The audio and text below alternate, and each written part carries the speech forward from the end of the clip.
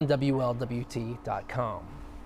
One of Ohio's primary races will test the Trump influence in the Buckeye State. That's right. 5 Republicans are leading the way in the Republican nomination for Senate to fill Rob Portman's seat. WLWT News 5's Molly Lair is live at the Duke Energy Center for the watch party for J.D. Vance, who received the Trump endorsement. Molly, how's it looking?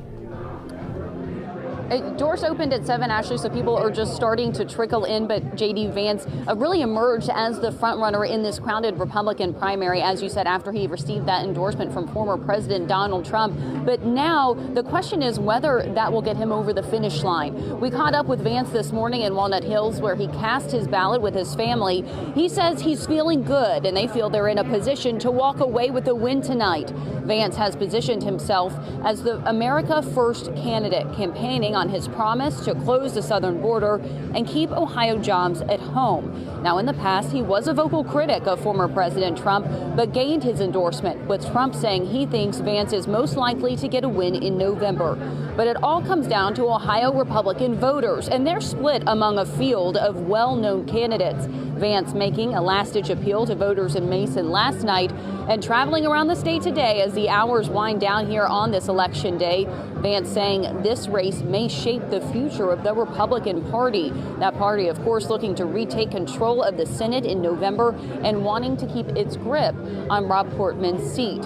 Now, nationally, many eyes are on this race to see whether the strength of Trump's endorsement and whether that results in a victory for Vance. Of course, we'll be here all night long with the Vance camp as they watch those results come in. Reporting live at Duke Energy Convention Center, Molly Lair, WLWT News 5. Molly, thank you so much. We'll check back in, keeping an eye on things for us down there at the J.D. Vance campaign. Now, in order to win, Vance has 4 main obstacles to overcome. Fellow Republicans who have ganged up on him with attack ads over the past 2 weeks. That's right. Matt Dolan is the only one of the 5 who isn't trying to out-Trump the others. Josh Mandel ran ads that cast him as pro-God, pro-guns, pro-Trump. He was topping the polls until the Vance endorsement. Trump donor and Cleveland businessman Mike Gibbons had a run at the top as well. Jane Timken worked hard to get Trump elected in 2016 when she was Ohio's Republican Party chair.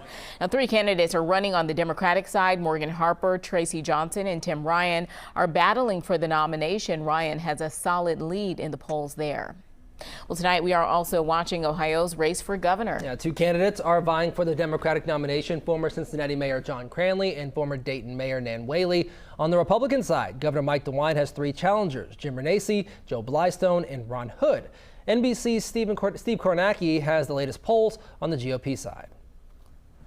One other race we are going to be keeping an eye on here in Ohio tonight, the governor, the incumbent, Mike DeWine. He's facing 2 challenges in the Republican primary. You see the average of the polling. DeWine looks to be in good shape here. Jim Renacci, former congressman, tried to get Donald Trump involved in this campaign, tried to get a Trump endorsement, did not get it. There's a 3rd candidate, Joe Blystone, who's made a big issue over the COVID restrictions that DeWine put in place during the pandemic. We'll keep an eye on it, but the polling certainly indicating that DeWine is in good shape here in this primary.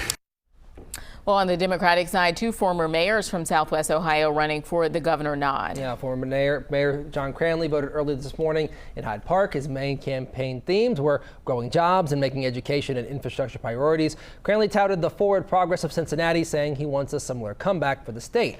Name recognition, though, could be his biggest obstacle. Now, on the other side, running against Cranley, Nan Whaley, who served as the mayor of Dayton for 8 years. She has spent the campaign season touring different parts of Ohio. Today, Whaley tweeted from Youngstown, "It's time we had leadership from the working class who will fight for the working class." Back in 2019, Whaley led Dayton through back-to-back tragedies. You'll remember them both: that destructive tornado outbreak and that mass shooting in the Oregon district.